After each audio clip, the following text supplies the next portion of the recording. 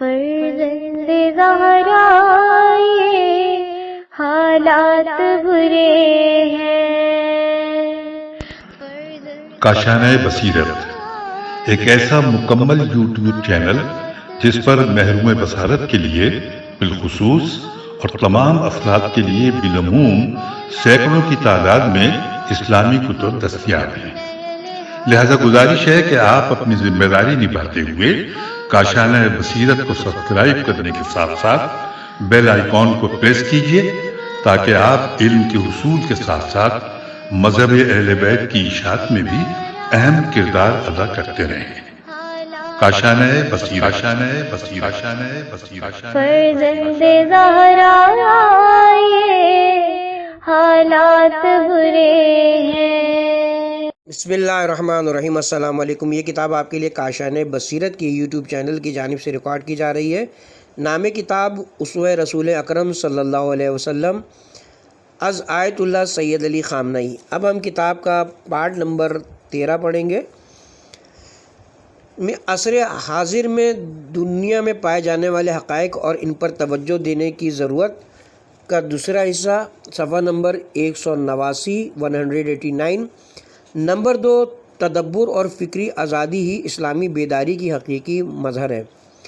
استکباری طاقتیں بخوبی جانتی ہیں اس وقت مسلم دنیا میں جس اسلام کی بیداری کی لہر پیدا ہوئی ہے وہ فکر و تدبر کی دعوت دینے والا اسلام ہے۔ ایک نیا پیغام پیش کرنے والا اسلام ہے۔ انسانی زندگی کو درپیش مسائل حل کرنے کے لیے مؤثر طریقوں کی نشاندہی کرنے والا اسلام ہے، نہ کہ رجعت پسند اور اندھی تقلید والا اسلام، اور نہ ہی فکری آزادی سے بے بہرہ اسلام۔ ایک اور حقیقت یہ کہ مغربی دنیا اپنی تمام تر توانائیاں بروئے کار لانے کے باوجود اسلامی بیداری کی لہر پر قابو پانے میں ناکام رہی ہے۔ مختلف اسلامی ممالک میں اسلام کے خلاف، اسلامی جمہوریہ کے خلاف، عظیم اسلامی رہنماؤں اور مسلحین کے خلاف اور اسلامی تعلیمات کے خلاف پروپیگنڈے کیے گئے۔ اسلام کو برا بھلا کہا گیا، اسے مورد الزام ٹھہرانے اور اسلامی تعلیمات کو بدنام کرنے کے لیے اوچھے ہتھ کنڈے استعمال کیے گئے، فوجی و اقتصادی حربے استعمال کیے گئے، عجیب و غریب قسم کے تبلیغاتی اور تشہیراتی اور ذرائع استعمال کیے گئے، لیکن اس کے باوجود بھی اب تک انہیں کامیابی حاصل نہیں ہو سکی۔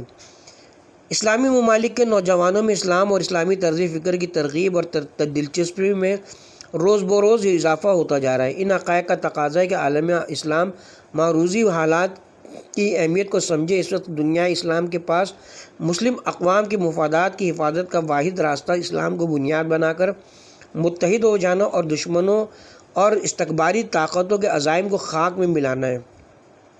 استکبار کا ہدف و مقصد عالم اسلام اور خاص طور پر مشرق وسطی میں قومی اور دینی تشخص کو مٹانا ہے۔ اس سازش کے مقابلے کا واحد راستہ زیادہ سے زیادہ اتحاد، بھرپور ہم آہنگی، اسلام سے تمسک، اسلام کی ترویج اور امریکہ سمیت دنیا کی تمام استکباری طاقتوں کی ہوس کے سامنے ثابت قدمی سے ڈٹ جانا ہے۔ آج پوری دنیا کے سامنے امریکہ کا چہرہ داغدار ہو چکا ہے۔ امریکیوں نے اپنی حرکتوں سے اپنے تمام نعروں کو روند کر رکھ دیا ہے۔ اس وقت عراقی قوم پر امریکیوں کا دباؤ، عراق میں چھائی بدامنی، قاتل و خوخار صہیونیوں کی بھرپور اعانت و حمایت، افغانستان میں رسوا کن اقدامات، اسلامی حکومتوں پر ان کا شدید دباؤ، ان ساری چیزوں سے عالم اسلام میں امریکہ کا انتہائی نفرت انگیز اور بھیانک چہرہ سامنے آیا ہے۔ اس وقت عالم اسلام اس توسیع پسند طاقت کا ڈٹ کر مقابلہ کر سکتا ہے اور اسے کرنا چاہیے، اس کے علاوہ کوئی چارہ نہیں ہے۔ اسلامی ممالک کو اپنے قومی مفادات کے تحفظ، اپنے عوام کی توجہ حاصل کرنے، نیز اپنی تاریخی ذمہ داریوں کو نبھانے کے لیے امت مسلمہ کی انفرادیت کے بنیادی اصولوں کو اپنانا ہوگا۔ انہیں مظلوم فلسطینیوں کا دفاع کرنا ہوگا، سرزمین عراق کی مکمل آزادی اور اختیارات کو وہاں کے عوام کے حوالے کرنے کی بات کرنی ہوگی۔ افغانستان کے مظلوم عوام اور یورپ و افریقہ میں بسنے والے مسلمانوں کے حقوق کا دفاع کرنا ہوگا۔ اپنے اپنے ممالک میں قرآن کریم کی انفرادیت اور اس کے احکام کا دفاع کرنا ہوگا۔ آپس کے تعلقات کو بہتر اور خوشگوار بنانے ہوں گے، آپس میں سچائی سے کام لینا ہوگا اور ایک دوسرے کا ہاتھ تھامتے ہوئے ایک دوسرے کی مدد کرنا ہوگی، کیونکہ اس صورت میں ہی امت اسلامیہ استکبار کے پنجے سے نجات حاصل کر سکتی ہے، اور اس وقت عالم استقبال کی طرف سے اسلامی دنیا پر خوف کے جو بادل منڈلا رہے ہیں ان سے بھی نجات حاصل کر سکتے ہیں۔ بعثت نبی اکرم صلی اللہ علیہ وسلم کے موقع پر اعلیٰ حکومتی عہدیداروں سے خطاب، 2 ستمبر سن 2005۔ نبوی تعلیمات اور ان پر عمل کے حوالے سے لوگوں کی ذمہ داریاں۔ ہر دور کی بانسبت آج کے دور میں پیغمبر اسلام کی یاد اور ان کا نام زیادہ زندہ اور تابندہ ہے، اور یہ اللہ تعالیٰ کی خفیہ تدابیر اور الطاف الہی میں سے ایک ہے۔ آج امت مسلمہ اور ہماری قوم ہمیشہ سے زیادہ پیغمبر اعظم صلی اللہ علیہ وسلم کی محتاج ہے۔ آپ کی ہدایت، بشارت اور انذار، آپ کے روحانی اور معنوی پیغامات اور اس درس رحمت جسے آپ نے انسانوں کو تعلیم دیا ہے، آج بھی آپ کا اپنی امت سے بلکہ پوری انسانیت کو علم و دانش سے آراستہ ہونے، قوی اور مضبوط ہونے، اخلاق و کرامت اختیار کرنے، فضل و رحمت، جہاد و عزت اور مقامت کا درس دیتے ہیں۔ پس اس سال کا نام طبعی طور پر آپ صلی اللہ علیہ وسلم کے مبارک نام سے موسوم ہے۔ ہماری ملت کو اس نام کے سائے اور حضور اکرم صلی اللہ علیہ وسلم کی یاد کے ذریعے آپ کے پیغامات کو دہرانے ہوں گے اور انہیں اپنی روزمرہ کی زندگی میں اپناتے ہوئے اپنی زندگی کے پروگراموں میں تبدیل کرنے ہوں گے۔ ہماری ملت کو مکتب نبوی صلی اللہ علیہ وسلم اور درس محمدی صلی اللہ علیہ وسلم کے شاگرد ہونے پر فخر ہے۔ ہماری ملت نے پوری امت مسلمہ کے درمیان اسلام کے پرچم کو استقامت اور مضبوطی کے ساتھ لہرایا اور اس سلسلے میں سختیاں بھی برداشت کی ہیں، لیکن اس کے ساتھ ساتھ عزت اور افتخار کی اس میدان میں بہت ساری کامیابیاں حاصل کی ہیں۔ اللہ تعالیٰ کے فضل و کرم سے اور بہت ساری کامیابیاں ہماری منتظر ہیں۔ ہمیں پیغمبر اکرم صلی اللہ علیہ وسلم کے دیے ہوئے درس اخلاق، درس عزت، درس علم، درس رحمت و کرامت اور درس اتحاد کو اپنی زندگی کے اصلی پروگراموں کا حصہ بنانا چاہیے۔ موجودہ حکومت پر عزم اور خدمت خلق پر کاربند ہے۔ عوام پر امید اور اپنی خدمات پیش کرنے کے لیے تیار ہے۔ ملک پرجوش و باصلاحیت جوانوں سے جھلک رہا ہے۔ یہ ساری چیزیں ملک و ملت کے تابناک مستقبل کی نوید ہیں۔ اللہ تعالیٰ سے ہماری یہ دعا ہے کہ پیغمبر اسلام صلی اللہ علیہ وسلم کی پاک و پاکیزہ روح کو ہم سے راضی اور خوشنود رکھ اور اپنے پیغمبر رحمت و عزت اور آپ کی امت پر اپنی برکتوں اور رحمتوں کو روز افزوں اضافہ فرمائے۔ حضرت امام زمانہ عجل اللہ تعالیٰ فرجہ شریف کے قلب مبارک کو ہم سے راضی اور خوشنود رکھے اور اس مشکل سفر کو طے کرنے میں ہماری مدد فرماتے ہوئے ہمیں کامیابی عطا فرمائے۔ نئے ہجری شمسی سال 1385 کے آغاز پر قوم کے نام پیغام، 21 مارچ 2006۔ پیغمبر اسلام صلی اللہ علیہ وسلم تمام انبیاء اور اولیاء کے فضائل کا آئینہ دار۔ اس مرتبہ پیغمبر اسلام صلی اللہ علیہ وسلم کے نام مبارک نے اس سال کو ہمارے لیے بابرکت بنایا ہے۔ حضور اکرم کے بارے میں ہم کیا عرض کریں سوائے اس کے کہ آپ اسلام کے عظیم پیغمبر، سابقہ تمام انبیاء کرام علیہم السلام اور اولیاء الہی کے جملہ فضائل کا مرقع اور آئینہ دار ہیں۔ آپ تاریخ بشریت میں آنے والے تمام انبیاء اور اولیاء کرام کے جملہ فضائل اور کمالات کاملہ کے اعلیٰ ترین درجے پر فائز ہیں۔ فارسی کا شعر ہے جس اردو ترجمہ یعنی حضرت محمد کا نام گرامی قدر سابقہ تمام انبیاء کرام علیہم السلام کا آئینہ دار ہے، کیونکہ 100 ملنے کے بعد 90 خود بخود ہمارے پاس موجود ہوتے ہیں۔ مثنوی معنوی دفتر اول۔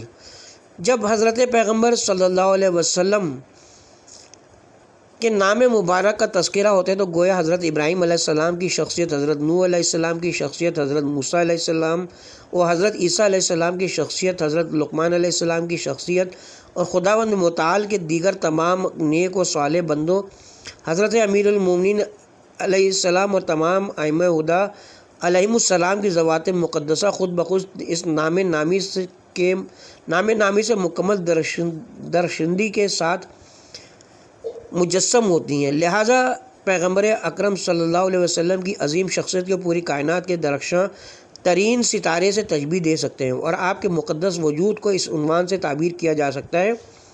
ہم کیوں کہتے ہیں کہ آپ کو درخشاں ترین ستارے سے تشبیہ دے سکتے ہیں؟ کیونکہ خود آفتاب سے تشبیہ نہیں دیتے۔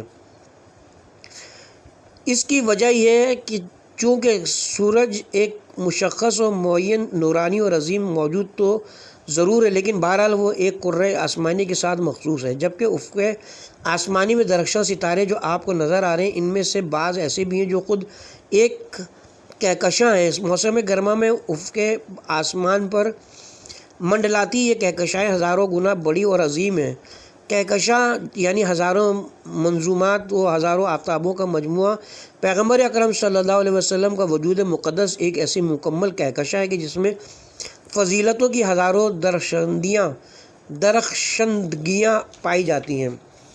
وجود مقدس حضرت پیغمبر اکرم میں علم اخلاق کے ساتھ، حکمت کے ساتھ اور عبادت بندگان خدا کی خدمت کے ساتھ اور جہاد رحمت کے ساتھ، خدا سے عشق، مخلوق خدا سے عشق و محبت، عزت فروتنی اور خاکساری کے ساتھ ہے۔ ہر کام کو اپنے وقت پر انجام دینا، دور اندیشی اور سنجیدگی کے ہمراہ ہے، لوگوں کے ساتھ میل جول میں سچائی اور راست گوئی، سیاسی پیچیدگیوں کے ہمراہ ہے، یاد خدا میں غرق و غلطہ، جسمانی سلامتی اور اصلاح کے ہمراہ ہے۔ آپ کے وجود مقدس میں دین اور دنیا دونوں ساتھ ساتھ ہیں۔ آپ کی ذات مقدس میں جہاں اعلیٰ ترین الہی اہداف پائے جاتے ہیں وہاں بشری اہداف بھی موجود ہیں۔ اس کائنات میں آپ کا وجود خدا کا ایک ایسا کامل ترین نمونہ ہے کہ اس سے بڑھ کر خدا نے کسی اور موجود کو پیدا ہی نہیں کیا ہے۔ آپ یعنی بشارت دینے والے ہیں، آپ منذر یعنی امید و خوف دلانے والے ہیں، آپ پوری بشریت اور تاریخ کے گواہ ہیں، آپ بشریت کو خداوند متعال کی طرف دعوت دینے والے ہیں، آپ انسانوں کی راہ ہدایت کا نور افشاں چراغ ہیں۔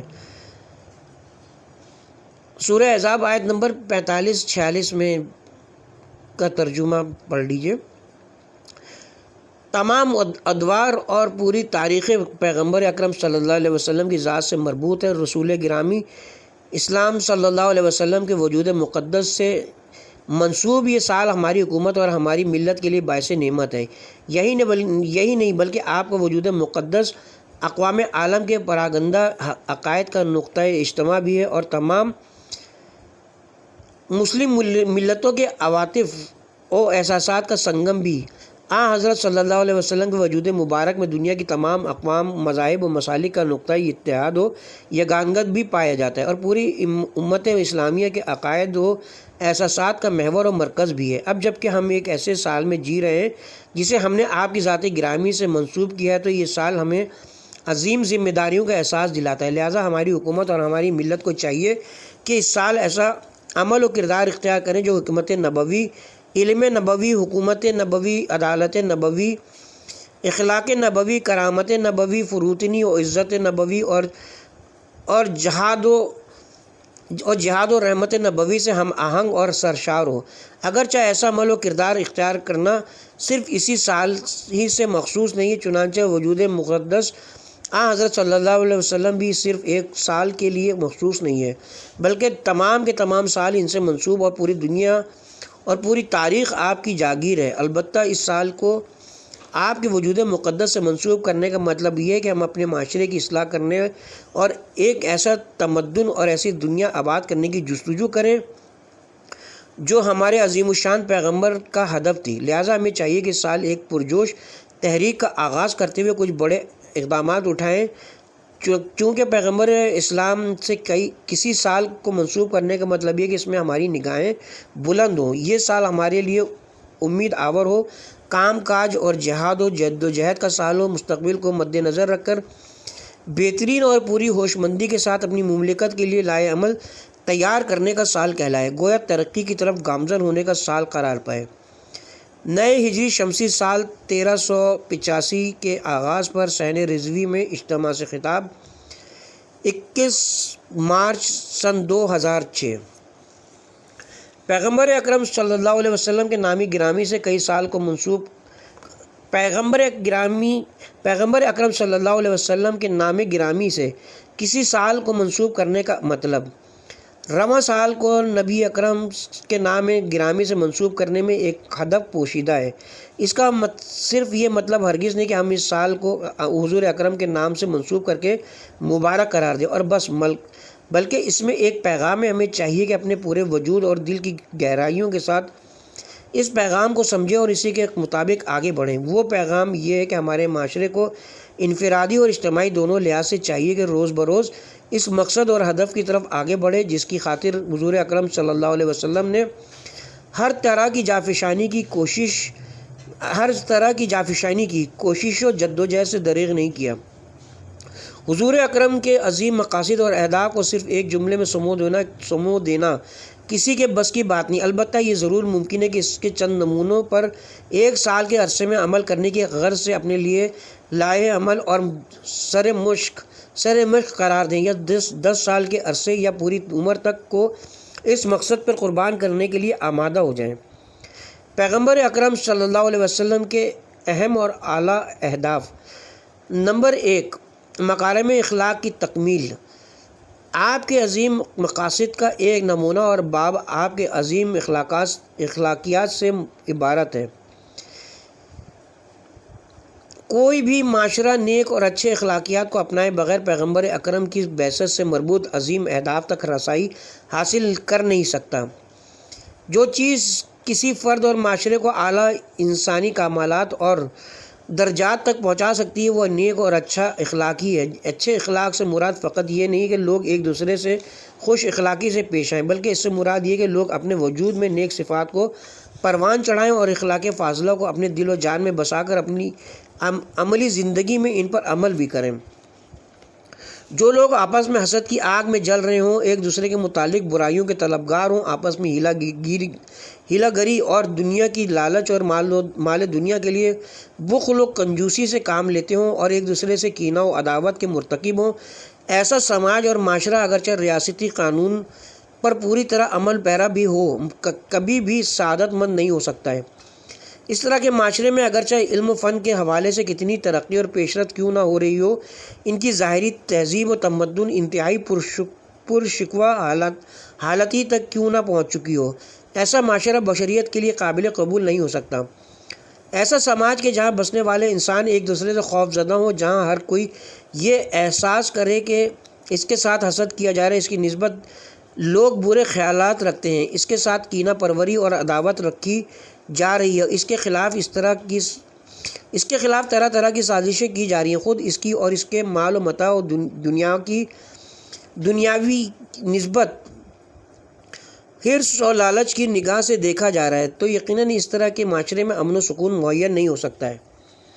اس کے برعکس اگر کسی معاشرے میں بسنے والے افراد کے دل و جان میں اخلاق کے فاضلہ حکم فرما ہوں، لوگ ایک دوسرے سے مہر و محبت سے پیش آئیں، ایک دوسرے سے عفو و درگزر اور چشم پوشی کا رویہ اختیار کریں، مال دنیا سے کسی قسم کی لالچ اور حرص نہ رکھتے ہوں، جو چیز ان کے پاس ہے اسے خرچ کرنے میں بخل و کنجوسی نہ کرتے ہوں، ایک دوسرے سے حسد نہ کریں، ایک دوسرے کی ترقی کی راہ میں رکاوٹیں کھڑی نہ کرتے ہوں اور اس جیسے تہذیب و تمدن کے باعث صبر و استقامت اور حوصلہ بردباری کا مظاہرہ کرتے ہوں، تو یقیناً ایسا معاشرہ اگرچہ مادی لحاظ سے پیشرفت و ترقی نہ بھی کر رہا ہو، پھر بھی ایسے سماج کے لوگ امن و سکون اور چین کے احساس لیے سعادت مند ترین زندگی گزار رہے ہوتے ہیں۔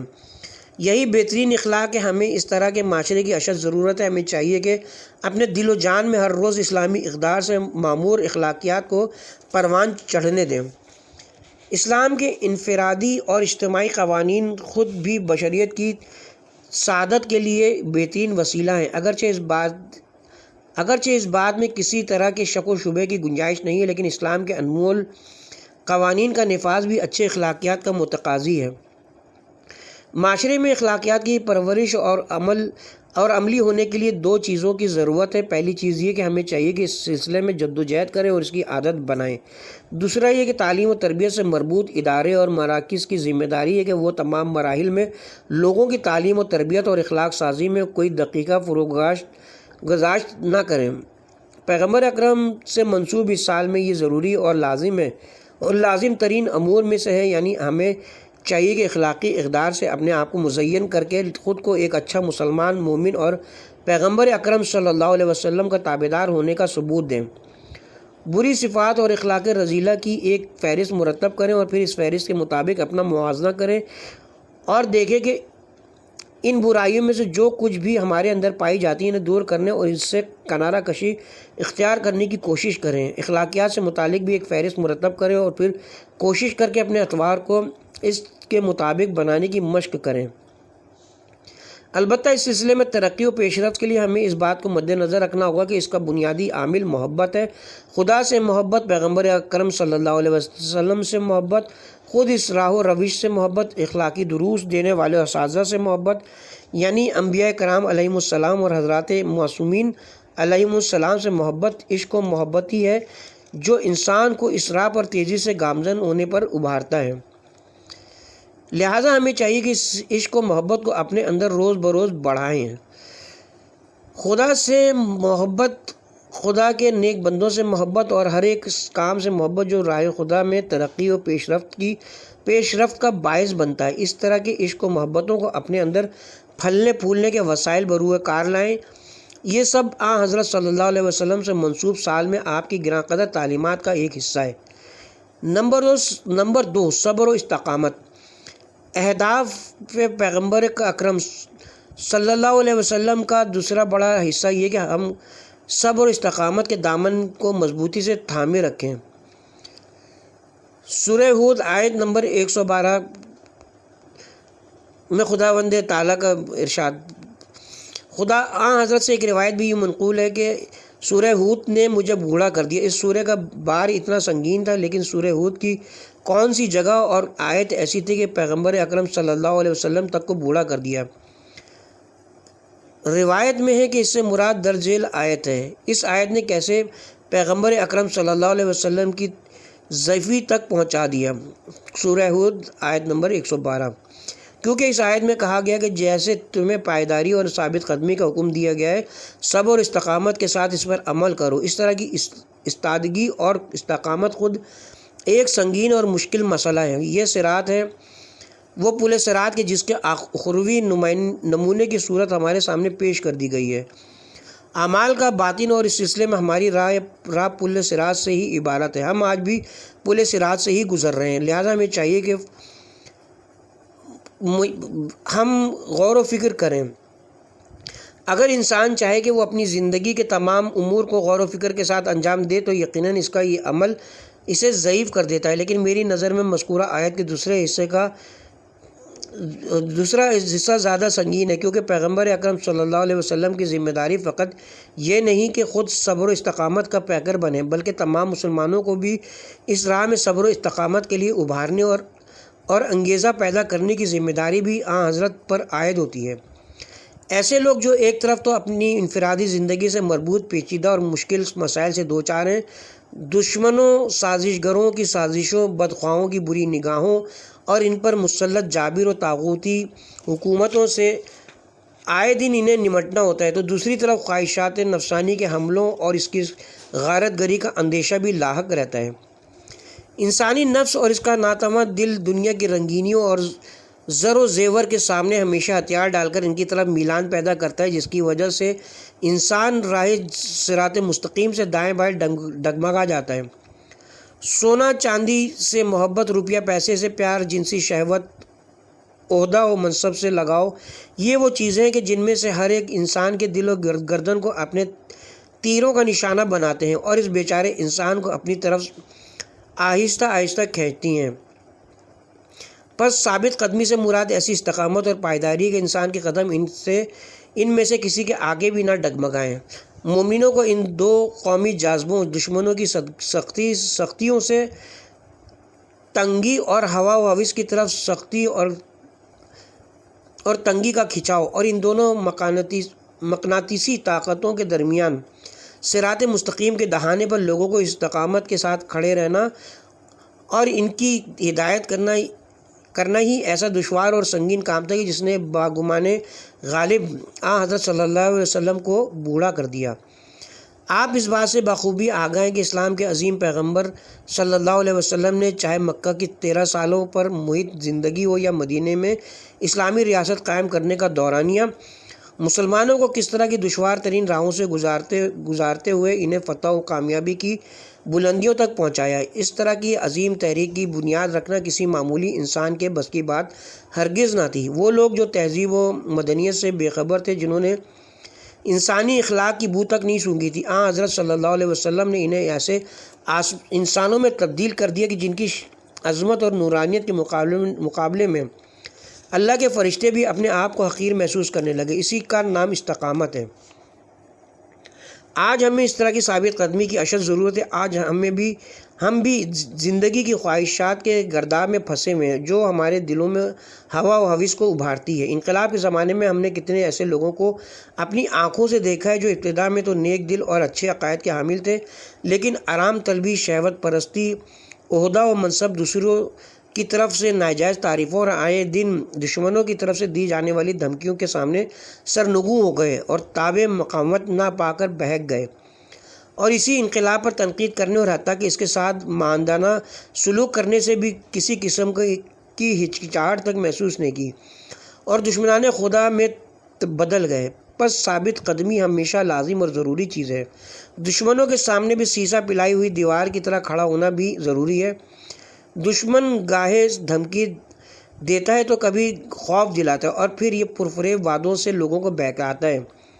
اس کا کام یہی کہ ہمیشہ سے نظام و جامعہ اسلامی کو اپنی تنقید اور عناد کا نشانہ بناتا رہتا ہے، اپنے ناپاک مقاصد کے حصول کے لیے تند و تیز زبان استعمال کرتا ہے، کبھی کبھار اپنی اسی غلیظ زبان کو فریب دہی کی شکل میں مٹھاس کی چاشنی میں تبدیل کر دیتا ہے تاکہ سادہ لو افراد کے دلوں کو گمراہ کر سکے۔ لہٰذا دشمن کی چالوں اور دھمکیوں کے سامنے پائے استقامت کو بروئے کار لانا بھی بڑا ہنر ہے۔ اگر کسی ملت کے اندر یہ ہنر موجود ہو تو وہ قوم ترقی کی ان چوٹیوں کو چھو سکتی ہے جہاں دشمن کی تمام تر سازشیں اور دھمکیاں نقش بر آب ہو جاتی ہیں۔ چنانچہ دشمن اپنی ناکامیوں کو دیکھ کر ان کے ساتھ صلح کرنے پر مجبور ہو جاتا ہے یا ان کے سامنے سر تسلیم خم کر دیتا ہے۔ بسیجیوں رضاکاروں سے ایک عمومی ملاقات 26 مارچ سن 2006۔ حضرت رسول اکرم صلی اللہ علیہ وسلم کی روح مطہر کے لیے امت مسلمہ کے حالات کی اہمیت۔ امت مسلمہ حضرت صلی اللہ علیہ وسلم کے سلسلے میں جو چیز زیادہ قابل توجہ ہے، اس میں سے ایک امت مسلمہ کی سرنوشت اور وہ حوادث اور حالات ہیں کہ جو اس عظیم امت پر وارد رہتے ہیں۔ پوری تاریخ میں امت مسلمہ جن مشکلات سے گزرتی رہی ہے، وہ حضرت رسول اکرم صلی اللہ علیہ وآلہ وسلم کی مبارک روح کے لیے بڑی اہمیت کے حامل ہیں۔ چنانچہ سرور کائنات کی بصیرت سے معمور آنکھیں ہمیشہ امت مسلمہ کے حالات سے باخبر اور افسردہ ہیں۔ اس امت نے بڑے سخت اور کٹھن مراحل طے کیے ہیں، تاریخ کے سینے میں نشیب و فراز سے پر حالات کو مثبت کر کے آج ایک فیصلہ کن مرحلے تک پہنچ چکی ہے۔ آج امت مسلمہ ہمت اور حوصلے سے کام لے تو عین ممکن ہے کہ ایک ایسی راہ کا انتخاب کرتے ہوئے جس کے بلبوتے اپنی سابقہ تمام تر کوتاہیوں، مشکلات اور دنیا اسلام کو پیش آمد ذلتوں پر خط بطلان کھینچ کر ترقی کی راہ پر گامزن ہو سکتی ہے۔ اس طرح کی ملی تحریک کی قیادت بھی معاشرے کے منتخب افراد ہی کر سکتے ہیں، چاہے ان کا تعلق سیاسی قائدین سے ہو یا علمی اور ثقافتی شخصیات سے، چاہے وہ دینی مدارس سے وابستہ ہوں یا کالج یونیورسٹیوں سے۔ یہ افراد اس راستے کی طرف امت مسلمہ کی رہنمائی کر سکتے ہیں۔ دوسرا راستہ یہ ہے کہ امت مسلمہ اپنی سابقہ غفلتوں میں پڑی رہے، جو اسلام دشمن عناصر کی خواہش بھی ہے، اور وہ اپنے اندرونی اختلافات کو ہوا دے کر تنگ نظری کا ثبوت پیش کریں، خود خواہی اور دنیا طلبی میں مشغول رہے، اور سیاسی اور مذہبی قائدین اپنی ذمہ داریوں کا احساس تک نہ کریں۔ اگر ہم نے ایسا رویہ اختیار کیا تو یقیناً امت مسلمہ کی راہ نجات تو سعادت کم از کم 10 سال پیچھے رہ جائے گی۔ ہمارے زمانے کی خاصیت یہی ہے، یہ امت مسلمہ کے لیے انتخاب کا وقت ہے۔ یہ بات بھی صحیح ہے کہ ترقی کی راہ کو ایک دفعہ اور ایک ہی جھٹکے میں حاصل نہیں کیا جا سکتا ہے، بلکہ آہستہ آہستہ یہ کام ہو سکتا ہے۔ کبھی کبھار تو سال کے انتظار کے بعد ہی کوئی خاص نتیجہ حاصل ہو سکتا ہے، لیکن عالم اسلام کے قائدین کی طرف سے امت مسلمہ کی رہنمائی اور ان کی ترقی و خوشحالی کے لیے مصمم ارادہ اگر ایک دن کے لیے بھی تاخیر کا شکار ہو جائے تو پوری امت مسلمہ کو اس کا خمیازہ بہرحال بھگتنا ہی پڑے گا۔ لہٰذا سب کو اپنی اپنی ذمہ داریوں کا احساس کرنا چاہیے۔ آج عالم اسلام کو متحد ہونے کی ضرورت ہے۔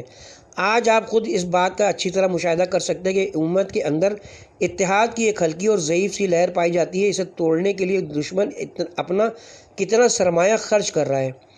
عراق کے حالات دیکھیں۔ اسی طرح جہان اسلام کے دیگر علاقوں اور ریاستوں میں آباد مسلمان بھی دشمنوں کی سازشوں کے نتیجے میں آپس میں دست و گریبان ہیں۔ اسلامی فرقوں، قوموں، گروہوں اور مختلف ملتوں کے درمیان اس لیے رکھنا ڈالا جا رہا ہے تاکہ یہ انہیں قتل کریں اور وہ انہیں مار ڈالیں۔ یہ اپنے دل میں ان کے بارے میں بغض و عناد رکھیں اور وہ ان کے بارے میں کینے کو اپنے دل میں پروان چڑھائیں، جس کا نتیجہ یہ ہوگا کہ امت مسلمہ اپنے درینہ اور مشترکہ دشمنوں کی طرف سے غافل اور استحصالی نظام سے مربوط سازش کاروں کے تسلط اور غلبے کی نسبت خواب غفلت کا شکار رہے گی۔ عالم اسلام اگر متحد ہو جاتا تو آج فلسطین تنہا نہ ہوتا، نہ ہی وہاں کے عوام کی یکجہتی سے بننے والی حکومت کو اس طرح کی سختیاں جھیلنی پڑتی ہوں، اور نہ انہیں اپنے اصولوں پر پابند ہونے کے باوجود اقتصادی پابندیوں کا شکار ہونا پڑتا۔ امت مسلمہ کو چاہیے کہ آج آپس میں اتحاد و یگانگت کا ثبوت دیتے ہوئے ایک آواز اور ایک کلمے کے ساتھ فلسطینیوں کی حمایت کا بھرپور اظہار اور اعلان کرے اور ان کی جانب سے اپنے اصولوں پر پابندی کا عملی مظاہرہ کرنے کو قدر کی نگاہ سے دیکھ کر ان کی حمایت اور مدد کرے۔ اگر ایسا ہو سکا تو خود وہاں کے طاغوتی اور بدبخت افراد کی بھی ہمت نہیں ہوگی کہ وہ خود کو فلسطینی عوام کا نمائندہ ظاہر کر کے اس طرح بابانگ دہل باتیں کر سکیں۔ آج فلسطینی عوام جس المیہ کا شکار ہے، اسے اپنی نظروں کے سامنے دیکھتے ہوئے بھی یورپ کے انسان دوست اور حقوق بشر کا ڈھونگ رچانے والے اداروں نے سمن بکمن کی پالیسی اپنائی ہوئی ہے، اندھے پن کا مظاہرہ کر رہے ہیں۔ انہیں یہ نظر نہیں آ رہا کہ جب فلسطینی عوام اپنی رائے اور انتخابات کے ذریعے حکومت کی بنیاد رکھنا چاہتی تو خود ان کے خلاف طرح طرح کے پروپیگنڈے کیے جا رہے ہیں اور ان کے خلاف موقف اختیار کر رہے ہیں۔ اس سب صرف اس وجہ سے ہے کہ امت مسلمہ آپس میں اختلاف و انتشار کا شکار ہے۔ ہمارے یہ اختلافات ہمارے اپنے سیاسی و مذہبی قائدین کی خود غرضیوں کا نتیجہ ہیں۔ امت مسلمہ کو اپنا کھویا ہوا وقار حاصل کرنے کے لیے بیداری کے سوا کوئی راستہ نہیں۔ ہمیں چاہیے کہ بیداری کا ثبوت دیں۔ ہمیں یہ بات معلوم ہونی چاہیے کہ ہمارا فیصلہ ہی دنیا اسلام کے لیے تقدیر ساز ہو سکتا ہے۔ البتہ یہ فیصلہ صرف ہمارے آج کے ساتھ ہی مخصوص نہیں۔ آج امت مسلمہ کے سامنے اس کے سوا کوئی راستہ نہیں ہے کہ وہ اپنی قدرت اور طاقت پر بھروسہ کرے اور ظلم کی چکی میں پسنے سے بچنے کی تدبیر کرے اور محسن ارادہ کر کے استحصالیوں سے ڈٹ کر مقابلہ کرنے کے لیے آمادہ ہو جائے۔ ہمارا مقصد یہ ہرگز نہیں کہ امت مسلمہ سے تعلق رکھنے والے افراد اسلحہ اٹھا لیں اور دنیا کی طاقتوں کے ساتھ جنگ کریں۔ ہماری نصیحت ہے کہ اپنے حق، اپنی اقدار اور تمام ملتوں کی عزت و آبرو اور اپنی عظیم و قیمتی میراث کو پہچانیں۔ ان چیزوں کی قدر و قیمت جان لیں اور ان پر بھروسہ کریں۔ جو بات ہم کہنا چاہ رہے ہیں وہ یہ ہے کہ دنیا کی کافر اور استکباری طاقتوں کو جو آج صہیونیت کے چنگل میں پھنسی ہوئی ہیں، یہ موقع نہ دے کہ وہ ان کی تحقیر کر سکیں۔ تمہاری مصیبتیں، عالم اسلام کو درپیش خطرات اور امت مسلمہ کو درپیش مشکلات، یہ ساری باتیں آن حضرت صلی اللہ علیہ وسلم کے لیے سخت اور گراں ہیں۔ آپ کی تمنا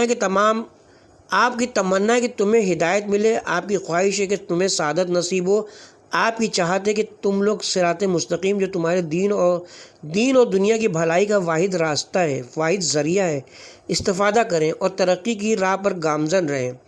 اس کے ساتھ ہی ہم یہاں کتاب کے پارٹ نمبر 13 کا اختتام کرتے ہیں۔